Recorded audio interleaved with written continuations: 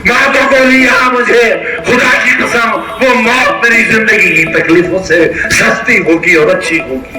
ये जलसा नहीं है आज, ये रोज़े हिसाब है। तुमसे हिसाब लेने आया हूं, तुमसे मौत मांगने आया हूं अपने लिए। थक गया मैं इस जिंदगी से। आंखें नम थीं और लब थर थरा रहे थे। गुस्से से मुट्ठियां भींच कर और रामपुर के आवाम से मुखातिब थे और कह रहे थे, मार दो मुझे गोली, में तुम्हारे हाथों मरने आया हूँ, इसलिए ज़िंदा हूँ, खुदकुशी हराम है, थक गया हूँ इस ज़िंदगी से।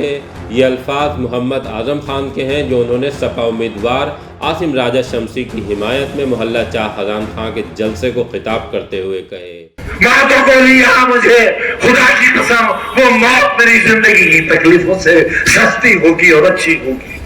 मेरे पूरे घर को मार दो। तुम्हें मालूम है जो उनके कितने पहाड़ सह रहे हैं हम।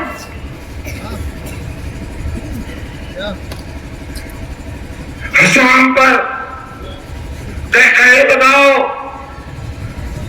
बेचो अपना जमीर, बेच जाओ एक एक टके के लिए और इतना करो अफसरान को जो हमारी बर्बादी चाहते हैं। ये जलसा नहीं है आज, ये रोज़े हिसाब है। तुमसे हिसाब लेने आया हूं, तुमसे मौत मांगने आया हूं अपने लिए। थक गया मैं इस जिंदगी से।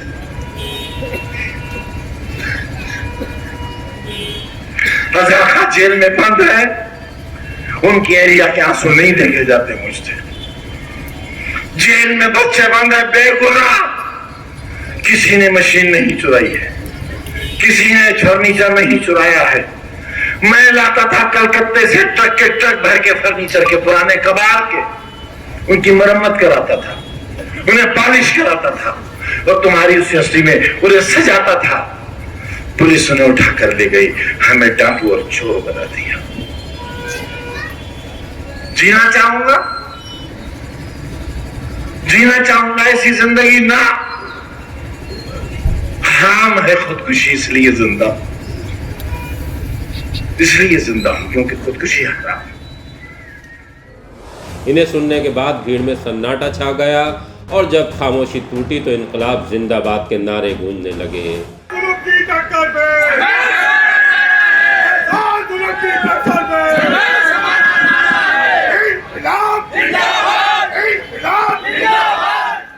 आजम खान यही नहीं रुके, सरकार और सरकारी इंतजामिया को कटघरे में खड़ा करते हुए अपने ऊपर हुए एक एक जुल्म को गिनाया। मेरी ये हैसियत नहीं होती, इसकी कोई गलतफहमी नहीं है मुझे,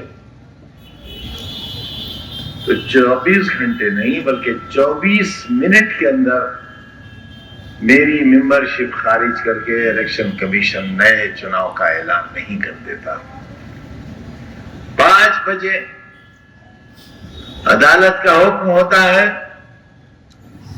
और इस जुर्म की सबसे बड़ी सजा जो कि 3 बरस की थी, अगर ये 30 बरस की भी होती तो ये सजा शायद मुझे दी जाती। वो सजा दी गई और 5:10 पर इलेक्शन कमीशन ने ऐलान कर दिया कि रामपुर में इलेक्शन होगा। और रातों रात उत्तर प्रदेश विधानसभा के स्पीकर ने विधानसभा 37 नहीं बल्कि हड़बड़ाहट में विधानसभा 38 की सीट को वैकेंट डिक्लेयर कर दिया और अगले दिन चुनाव की तैयारियां शुरू हो गई। इतनी जल्दी है मेरी बर्बादी की, क्यों? आखिर क्या गुनाह है मेरा? एक वोट ही तो मांगता हूं और वोट भी नहीं मांगा, कभी नहीं मांगा आपसे, कभी नहीं कहा मुझे वोट दो, हमेशा कहा मेरा साथ दो। जब उन्होंने ये कहा कि मैं तुम्हारी आबरू हूँ और तुम मेरी जान हो, न मैं जान खोना चाहूँगा और न तुम अपनी आबरू, तो एक बार फिर जलसा नारों से गूंज उठा। मैं जुल्म सहता रहा, मेरा पूरा खानदान, ये खानदान ही तो है मेरा, आज भी जेलों के अंदर है। मैं तन्हा कोठरी में अंधेरी रातों में तुम्हारे कल की याद करके रोता रहा।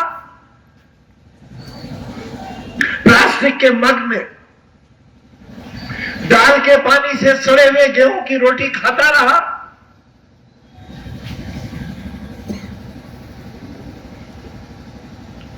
और ख्वाब देखता रहा कि आप हिफाजत करोगे, मुहाफिज बनोगे। मुझे तो सजा मिल गई, बच्चों की याद भी नहीं।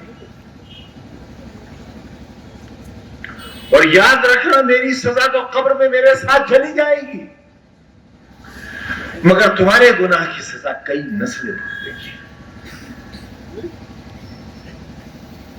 आखिरत में जवाब नहीं दे पाओगे।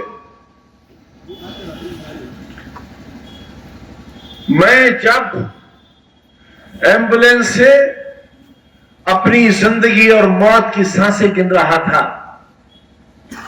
और सीतापुर जेल से मुझे निकाला गया था, ये सोच करके मैं जेल के अंदर न मर जाऊं, सीतापुर की सरहदों के बाहर जाकर, उस वक्त भी ये कलम मेरी जेब में लगा हुआ था। यही कलम था, अपने लिए नहीं, तुम्हारे बच्चों के लिए। मैं तो पढ़ चुका। मैंने बाजू फैलाकर आपको अपने बाजू में सबोना चाहा, इसलिए कि आप मेरे दिल की धड़कन हो, मेरा ख्वाब हो।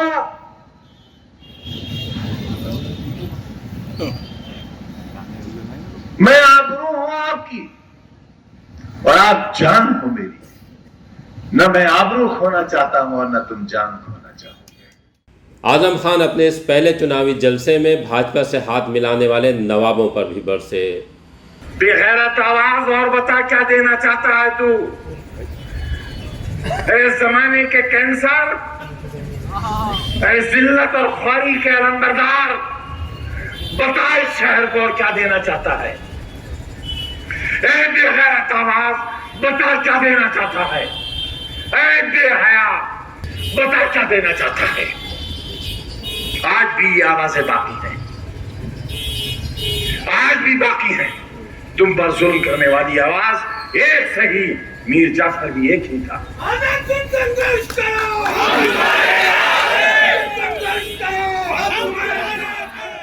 आखिर में जब उन्होंने खुमार बाराबंकी के ये शेर पढ़े, मुझको शिकस्त दिल का मज़ा याद आ गया और तुम क्यों उदास हो गए, क्या याद आ गया, कहने को ज़िंदगी थी बहुत मुख्तसर मगर कुछ यूं बसर हुई, खुदा याद आ गया, तो उनकी आंखों से वो आंसू जिन्हें वो रोके हुए थे छलक गए।